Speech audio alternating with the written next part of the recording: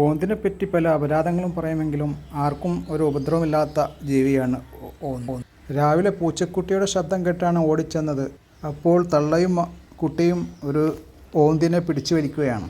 അവരുടെ വായിൽ നിന്ന് ഉടനെ രക്ഷപ്പെടുത്തി റൂമിലേക്ക് കൊണ്ടു. ഓന്തിന് മാരകമായി പരിക്കേറ്റ് രക്തം വരുന്നുണ്ടായിരുന്നു.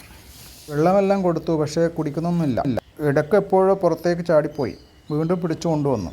പൂച്ചയുടെ തുടർന്നുള്ള ആക്രമണം ഒഴിവാക്കാൻ വേണ്ടി രാത്രി റൂമിൽ വെച്ചു. പക്ഷേ അടക്കാത്ത ഒരു ജനൽ വഴി പൂച്ച രാവിലെ 4:30 മണിക്ക് എടുത്തു കൊണ്ടുവന്ന സൗണ്ട് കേട്ടു.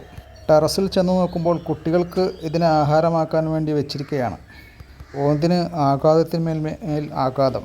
അവസാനം വീണ്ടും റൂമിലോട്ട് കൊണ്ടുവന്നു. അപ്പോൾ അതിൻ്റെ ജീവനെല്ലാം കുറേ നഷ്ടപ്പെട്ടിരിക്കുന്നു. ഏതാനും മണിക്കൂറുകൾ കഴിഞ്ഞു ഓന്ത് ചത്തതായിട്ട് കണ്ടു. അങ്ങനെ അതിനെ സമാധി ഇരുത്തിയാലും എല്ലെല്ലാം മാസങ്ങൾ കഴിഞ്ഞാൽ ഫ്ലാറ്റായി കാണാം.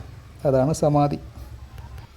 ഓന്തുകളും പാറ്റകളെയും തുമ്പികളെയും മറ്റും ഭക്ഷിച്ചാണ് കഴിയുന്നത്.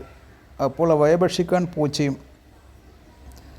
പരിസ്ഥിതിയിലെ ഒരു ജൈവചക്രമാണിത്. നമ്മൾ ഇടപെട്ടിട്ട് കാര്യമൊന്നുമില്ല. പക്ഷെ നമ്മുടെ മുമ്പിൽ ഇങ്ങനെ ഒരു ജീവി കഷ്ടപ്പെടുന്നത് കാണുമ്പോൾ രക്ഷിക്കാനുള്ള ഒരു ത്വരയുണ്ടാകുന്നു. അങ്ങനെ ഏതായാലും പൂച്ചയുടെ വായിൽപ്പെട്ട ഓന്തിന് രക്ഷയുണ്ടായില്ല.